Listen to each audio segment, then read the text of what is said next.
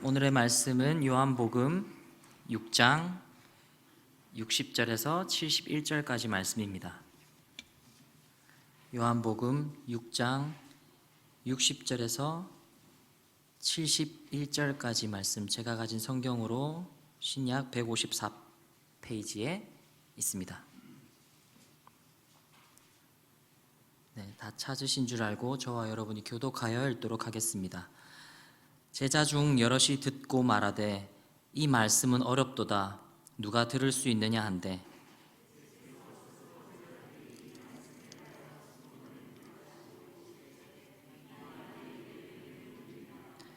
그러면 너희는 인자가 이전에 있던 곳으로 올라가는 것을 본다면 어떻게 하겠느냐?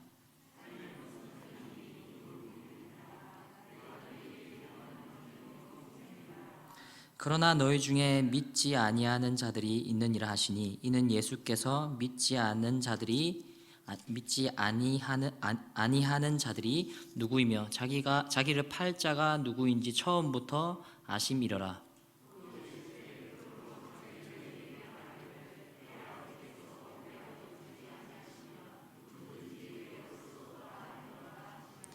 그때부터 그의 제자 중에서 많은 사람이 떠나가고 다시 그와 함께 다니지 아니하더라. 시몬 베드로가 대답하되 주여, 영생의 말씀이 주께 있사오니 우리가 누구에게로 가오리이까?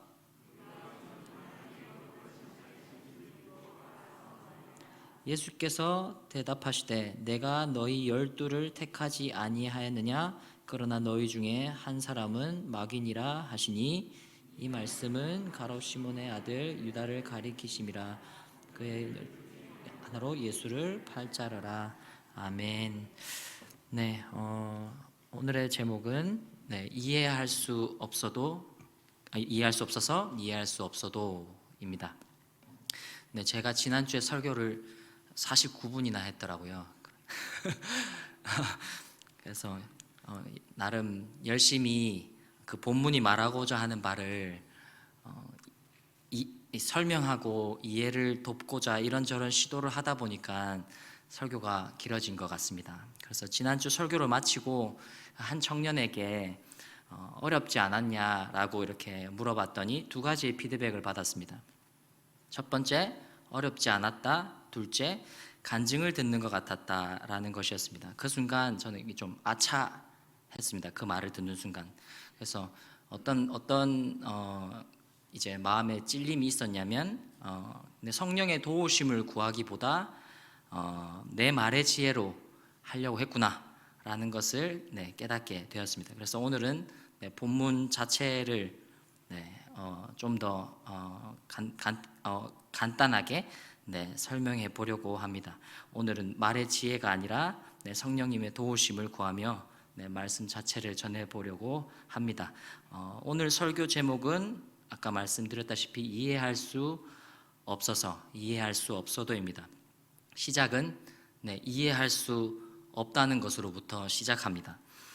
오늘 본문은 지난주 수요 예배 때 다뤄진 본문인 6장 22절부터 59절, 59절에 나누어진 그 예수님의 가르침, 그 가르침에 대한 사람들의 반응으로 시작합니다. 60절, 오늘 본문 60절 말씀입니다.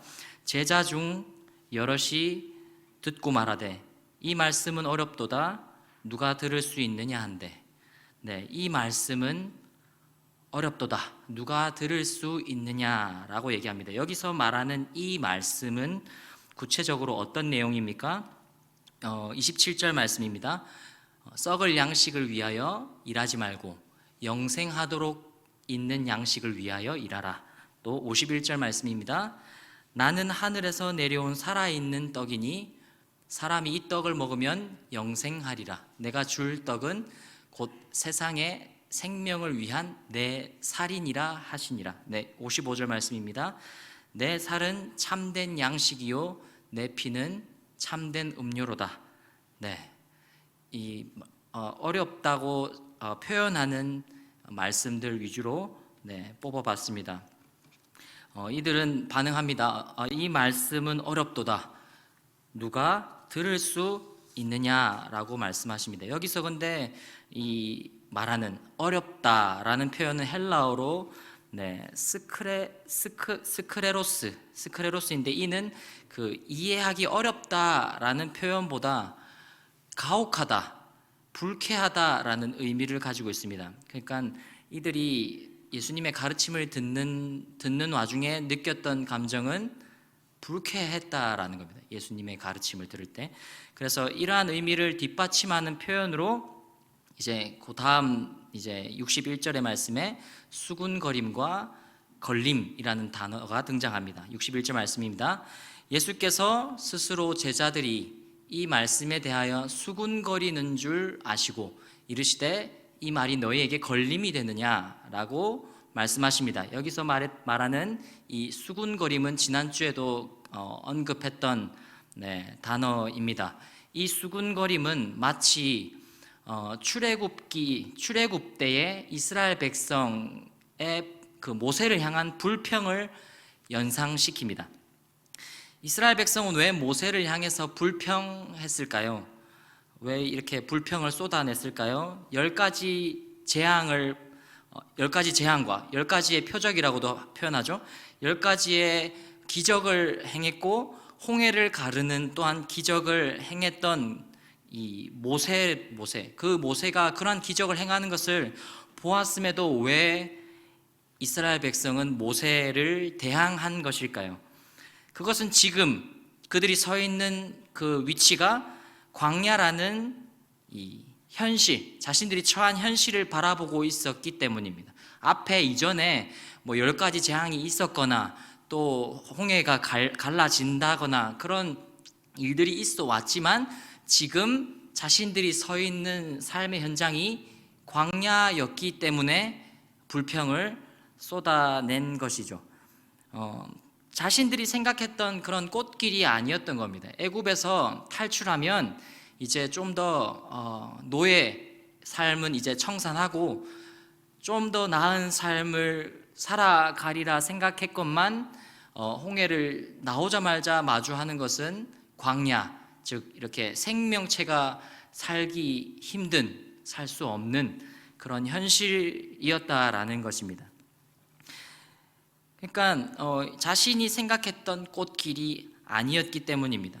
자신의 최선, 가장 좋다는 기준을 자신이 설정해놓고 내가 생각했을 때 이게 최선이야 라고 그려놓은 그 그림이 그대로 이루어지지 않았기 때문에 불평하게 되는 것입니다. 예수를 따르던 많은 자들은 예수님이 모세와 같은 리더로서 자신들을 그 로마의 압제로부터 구원해줄 리더로 생각했을 것입니다. 하지만 그들이 볼 때에 예수님은 로마의 압제로부터의 구원을 말하기보다 오히려 자신을 신격화하는 일에 더 열심히인 것처럼 보였던 것이죠. 이것이 예수님의 가르침을 들으며 생겨난 유대인들의 걸려 넘어짐, 이 말씀이 너희에게 걸림이 되느냐. 왜냐하면 예수님은 계속적으로 자신을 하늘로부터 왔다라고 표현하면서 자신을 향한 자신의 출신이 하늘임을 이제 말씀하셨습니다. 그렇기 때문에 이 얘기를 들으면 들을수록 아니 우리가 원하는 것은 로마로부터 이 지금 우리가 처한 이 상황을 구원해 주기를 바라는데 계속 이 예수라는 존재가 말하고 있는 것은 자신을 신격화하는 일에 더 열심히인 것 같아 보였기 때문입니다.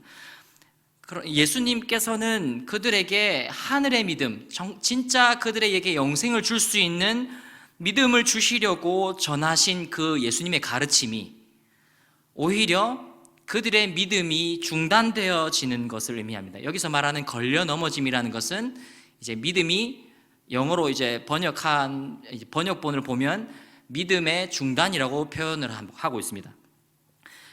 예수님은 그들에게 분명 하늘에 속한 그 가르침, 그들로 인하여 영생을 얻게 하려는 가르침을 제공하기 위해서 내가 하늘에서 내려온 생명의 떡이다라고 말했지만 그들은 오히려 그 가르침을 듣고 걸려 넘어지게 되는 것입니다. 그렇다면 질문할 수 있는 것은 예수님이 잘못하신 것일까요?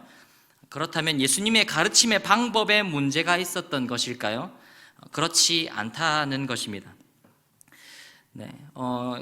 이 예수님의 가르침을 듣는 이들의 믿음이 중단된 근본적인 이유는 영으로서가 아니라 영이 아닌 육에 속한 사람들이었기 때문입니다.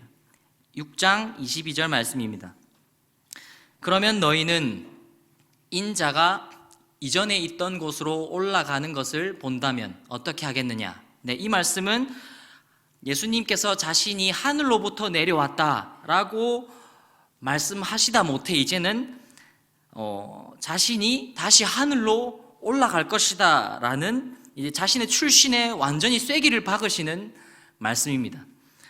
전혀 자신의 출신이 땅이 아니라 하늘이라는 것을 말씀하시는 것에 전혀 주저함이 없으십니다. 그러면서 자신의 가르침은 육적인 차원에서 이해되어지는 것이 아니라 영적으로 성령에 의해서 이해되어져야 한다고 말씀하고 계십니다. 63절 말씀입니다. 살리는 것은 영이니 육은 무익하니라. 내가 너희에게 이른 말은 영이요 생명이라. 제가 이 책 읽어드립니다라는 프로그램을 통해서 접한 강연 하나가 있습니다. 그 강사가 말하기를 물리학자가 바라보는 세상의 절대 가치가 하나가 있는데 그것은 시간이라고 했습니다. 시간은 누구에게나 똑같이 흘러가기 때문입니다 라고 말하는 것이었습니다. 그렇기 때문에 시간으로 모든 것을 거래하는 것이 가장 평등하고 그 실예로서 일정 기간을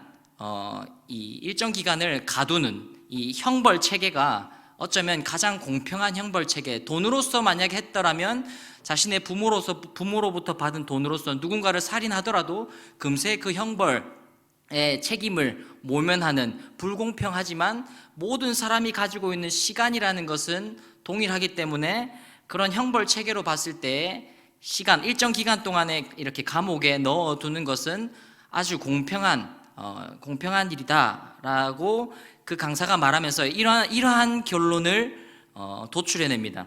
그러면서 시간으로 돈을 버는 사람은 어리석으며 현명한 사람은 돈으로 시간을 산다라고 말을 했었습니다. 그래서 시간을 가장 높은 차원의 가치로 이야기하는 것을 이 프로그램에서 보게 되었습니다. 그러니까 시간적인 차원에서 삶을 해석하고 있는 것을 보게 되는 것이죠. 하지만 예수님의 가르침에는, 예수님의 입장에서 볼 때에는 이 가르침 또한 육적인 차원이라는 것입니다. 육적인 차원에서의 시간은 생명, 우리의 입장으로서 볼 때는 생명이죠. 우리가 시간을 샌다는 것은 지금 살아있다라는 거지 않습니까? 시간이 흘러간다는 것은 생명이 여전히 살아있다라는 것이고, 그래서 이 생명은 근데 유한합니다. 우리의 이 육적인 입장에서 볼 때는 우리는 언젠가 죽음을 맞이하기 때문에 생명은 유한하며, 그래서 생명을 더 연장할 수 있는 어떤 방법이 없기 때문에 시간이라는 것, 생명이라는 것에 가치를 부여하는 것이죠. 하지만 이 시간을 절대적인 가치로 부여하지만 예수님의 입장에서는 결코 그것 또한 육적인 차원이다라는 것입니다. 영적인 차원이라는 것은, 영적인 차원에서의 시간은 영원입니다. 영원. 그러니까 그것 제한이 없습니다. 요한복음 5장 29절 말씀입니다. 선한 일을 행한 자는 생명의 부활로, 악한 일을 행한 자는 심판의 부활로 나오리라. 결국 모든 존재는 마지막 날에 부활을 하게 되어지는데 그 방향이 이제 생명의 부활이냐 아니면 심판의 부활이냐라는 두 가지의 방향으로서의 방향이 나누어지게 되는 것이죠. 그래서 영적인 차원에서 가장 중요한 것은 영혼입니다. 네, 육적인 차원에서 이 물리학자가 봤을 때는 시간이 가장 중요한 가치라고 얘기하지만 예수님의 입장에서 가장 중요한 것은 영혼입니다. 영혼은 영원하기 때문인 것입니다. 그 영혼이 잘 되기 위해서는 거룩한 영과의 교제가 필요합니다. 거룩한 영과의 교제를 통해서 공급받고 그 거룩함을 닮아갈 수 있게 되어지는 것입니다. 하지만 인간을 잘 살펴보시면 인간은 영혼의 배고픔을 육의 배부름으로 해결하려고 합니다. 그 육의 배부름이 잠깐의 즐거움은 있을지 몰라도 해결책이 되지는 않습니다. 인간의 몸은 시간의 지남에 따라 점차 아기에서부터 몸이 점점 커져갈지라도 우리의 영혼 깊은 곳에 영혼의 배고픔으로 인해 울고 있는 아이가 분명히 있을 것입니다. 우리는 그 영혼의 깊은 공허함을 해결할 방법을 높은 차원이 아니라 낮은 차원에서 찾고 있습니다. 잠깐의 채워짐은 그 채워짐이 사라지고 나면 마치 밥을 먹고 시간이 흐르면 그 밥 먹은 것이 이제 다시 배고픔으로 돌아오듯이 우리의 잠깐의 어떤 세상적인 육적인 것으로의 채워짐은 그것이 다시 소멸되어지는 순간 더 큰 공허함으로 찾아오게 되어집니다. 그렇기 때문에 우리는 시간이 흘러감에 따라 우리의 영혼은 더욱더 깊은 공허함에 빠지게 되어지는 것입니다. 예수님은 하늘로부터 오신 분이며 자신의 살과 피를 나누어 주시기 위해 오셨다고 말씀하십니다. 이 내용은 육적인 차원에서 설명이 되어지지 않습니다. 이것은 영적인 차원의 사명을 감당하기 위해서 오셨다라는 것입니다. 우리의 영혼의 죄를 대속하기 위해서. 그러니까 예수님이 죽으심은 지난주에도 잠깐 설명했지만 죽음을 각오하고 감당하는 사명은 있을지언정 죽기 위한 사명은 사실 찾아보기 어렵지 않습니까? 그래서 하나님의 아들이 죄인인 나를 위해 죽으시다니 내가 뭐라고. 이것이 바로 예수님의 죽으심의 사명을 이해한 자들의 영혼의 고백이지 않을까요? 우리는 이 거대한 사랑을 받을 때에 영혼의 소생을, 죽었다가 다시 살아나는 소생을 경험하게 되어집니다. 하나님은 거룩하십니다. 그래서 가장 멀리 하셔야 할 죄인을 위해 가장 가까이에 있던 아들을 희생하신 그 하나님으로 인해서 우리는 이제 그 어떤 것도 우리를 하나님의 사랑에서 끊을 수 없음을 믿고 영원을 살아가게 되는 것입니다.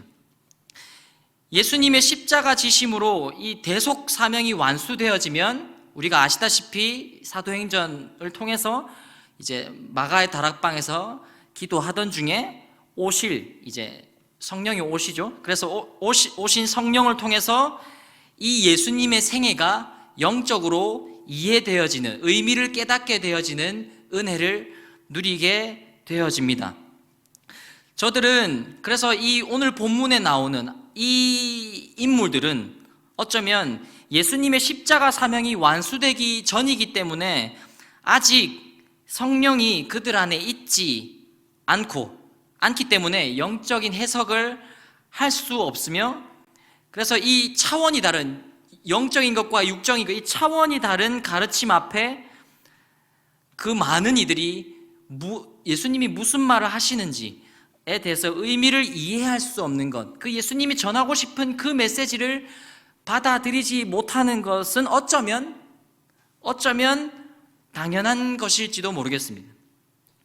마치 이게 다음 세대 사역을 하면 청년 사역을 하다 보면 설교 내용이 청년들에게 잘 들리지 않는 것이 현실입니다. 왜냐하면 그들이 가지고 있는 주된 관심사는 어떻게 하면 돈을 벌까?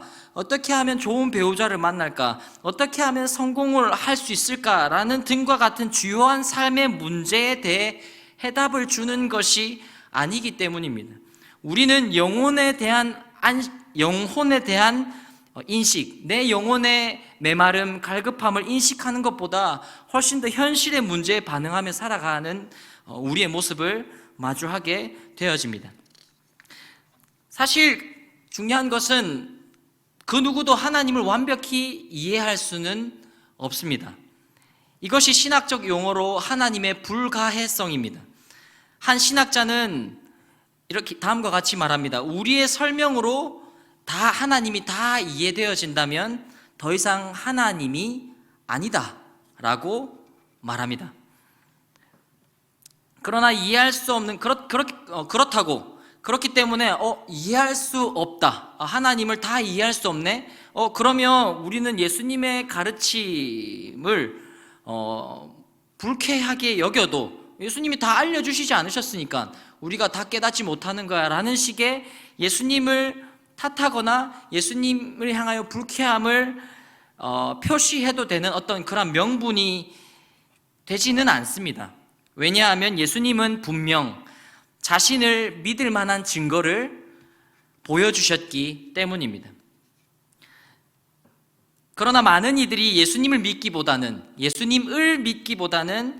메시아라는 존재를 통해서 이루어질 육적인 이 현실에서의 미래를 기대했습니다. 즉 예수님을 통해서 어떠한 이 이스라엘의 구원, 로마로부터의 해방이란 어떤 이 메시아를 통해 이루어질 육적인 미래에 관심이 있었지, 그것을 믿으며 기다렸지 예수님을 믿지 않았다라는 것입니다. 이들은 그들이 꿈꾸는 미래를 이루어감에 있어서 예수님이 매치가 되지 않았던 겁니다. 계속적으로 알아가다 보니까 예수라는 존재는 자신을 신격화하고 로마의 압제로부터의 구원에 대해서는 관심이 없고, 그러한 모습, 예수님이 자신들의 꿈과 매치가 되지 않는 것들을 볼 때에, 그래서 이제 그들은 예수님에게서 돌아서게 되는 것입니다. 오늘 말씀 66절 말씀입니다. 그때부터 그의 제자 중에 많은 사람들이 떠나가고 다시 그와 함께 다니지 아니하더라.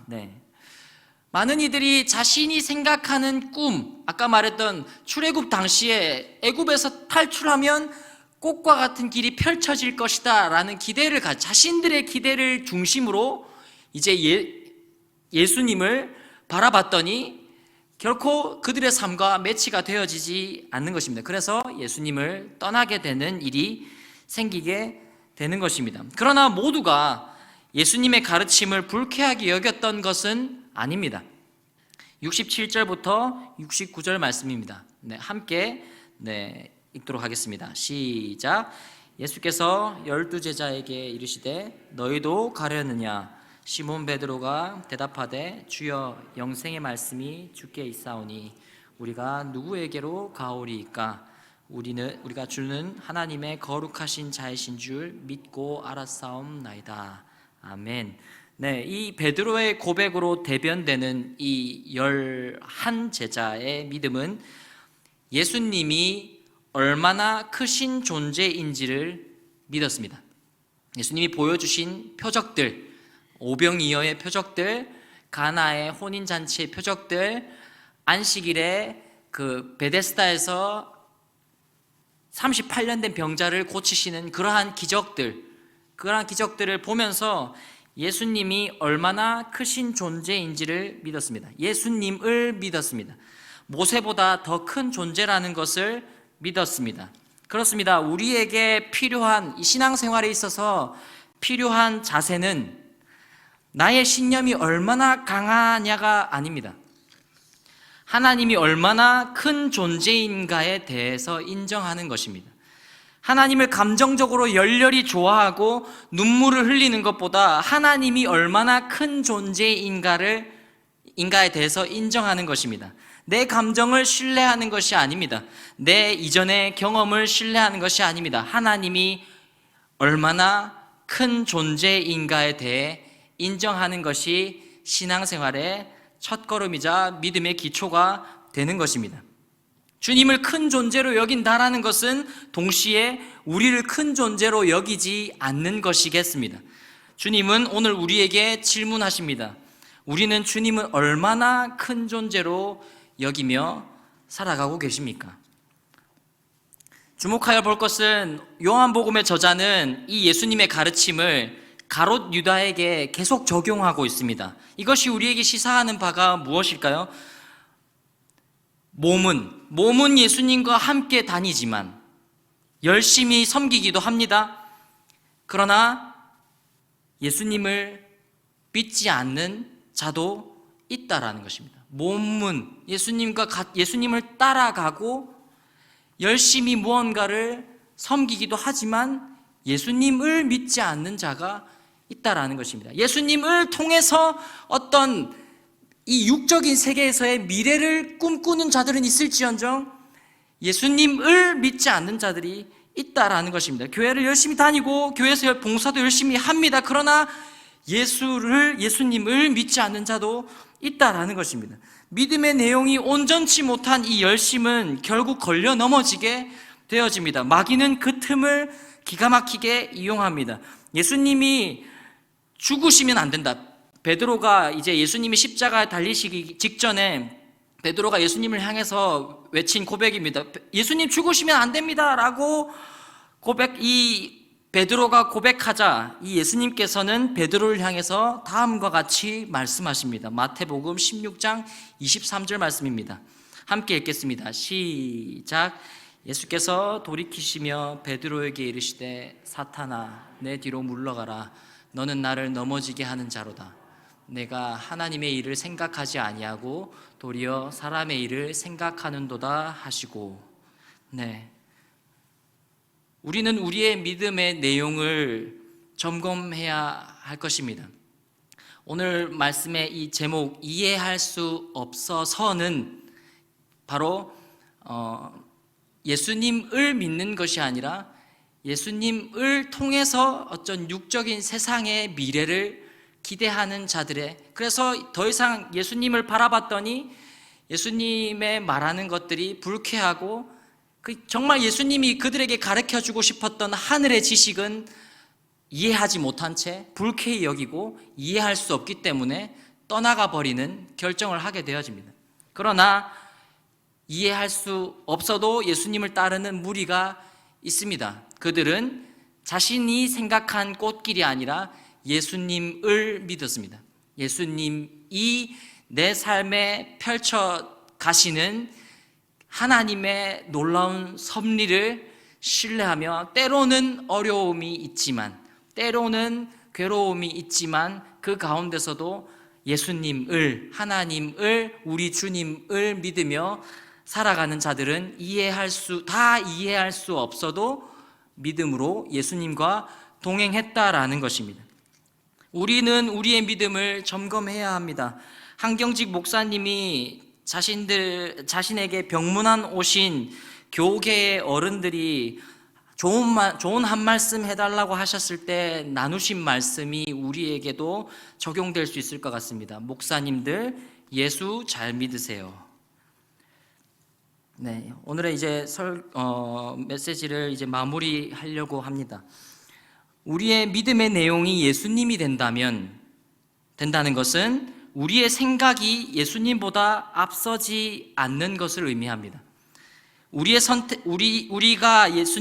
믿음의 내용이 예수님이 된다면 우리의 선택이 예수님과 무관하지 않아야 한다는 것을 의미합니다.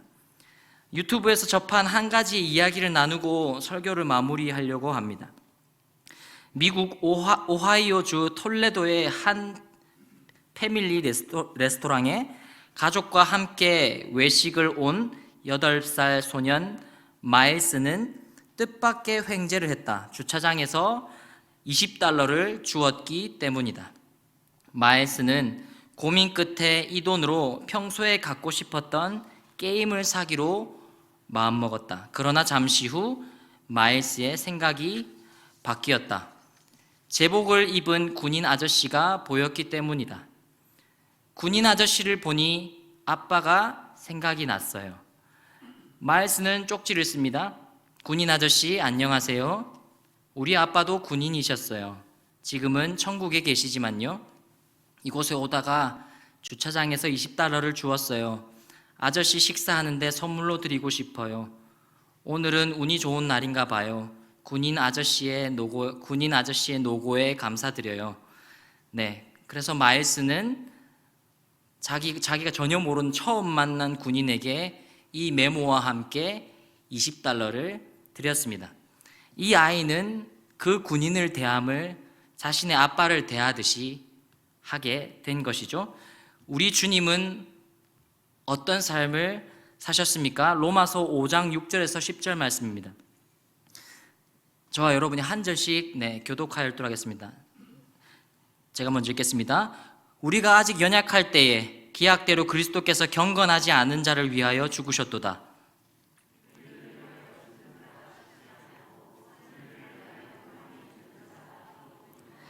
우리가 아직 죄인 되었을 때 그리스도께서 우리를 위하여 죽으심으로 하나님께서 우리에 대한 자기의 사랑을 확증하셨느니라.